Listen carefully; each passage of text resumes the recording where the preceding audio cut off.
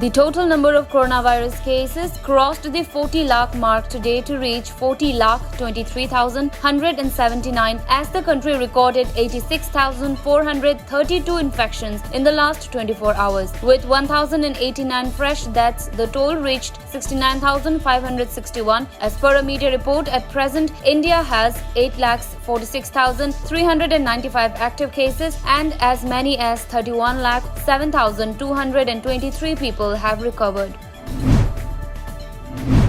The Assam government lifted weekend lockdown and night curfew, while COVID-19 related restrictions would remain in force in the containment zones until September 30, as per a media report. Assam Chief Secretary said that the night curfew and weekend lockdown were enforced across the state and inter-district movements were prohibited since June 28 following a massive rise in COVID-19 cases. 7 people were killed and 7 others injured today as a truck and a bus reporting laborers collided in Cherikeri area of Chhattisgarh's Raipur, a media report said. Ajay Jadhav, Raipur's senior superintendent of police, said the laborers were heading towards Surat in Gujarat and were coming from Odisha's Ganjam.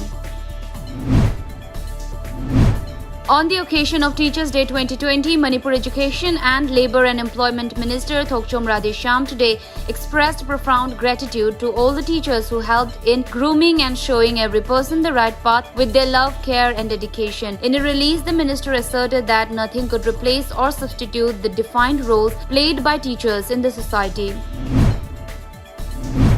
Under the initiative of Haraurau Tangkham Gram Panchayat Pradhan Laishangthim Kulachandra, locals repaired roads and drains at Haraurau Awang Laikai today. Takhel Mayum Ingocha, a villager, loaded the Pradhan for the initiative as it will ease the difficulties of the residents during the monsoon season. Arun Kumar Thangjam, aspiring to contest the upcoming by-poll to Wankhai Assembly constituency along with his wife Purnimashi, installed street lamps at Mantipukri, Rafai Valley and Gurung Basti in Imphal. Ramida, Pradhan of Karanchi under Sangayumpham Part 2 Gram Panchayat, today inaugurated a newly constructed waiting shed at Karanchi, constructed under the State Finance Commission 2019-20.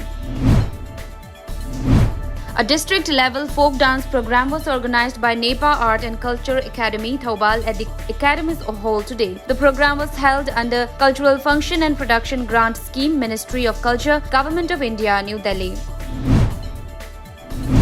Amid escalating border tension with China in eastern Ladakh, Congress MLA from Arunachal Pradesh, Ningnong Ering, has claimed that 5 people have been abducted by the People's Liberation Army (PLA). Ningnong Ering also said that the 5 people had gone for fishing when they were abducted by the Chinese army. Ningnong Ering said the Chinese army has started incursions in Arunachal Pradesh after Ladakh and Doklam. The Congress lawmaker also claimed that the Chinese have crossed the LAC.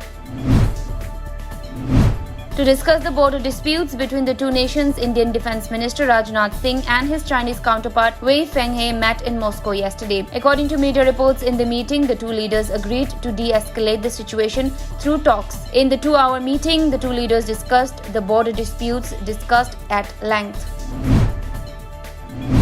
China's Defense Minister General Wei Fenghe yesterday in Moscow told Defense Minister Rajnath Singh that India was entirely responsible for the border tensions and China would not give up an inch of its territory, Chinese media reported today. The state-run Xinhua news agency quoted General Wei as saying recently the relations between the two countries and the two militaries have been seriously affected by the border issue, and it was very important for the two defense ministers to have a face-to-face and candid exchange of views on relevant issues.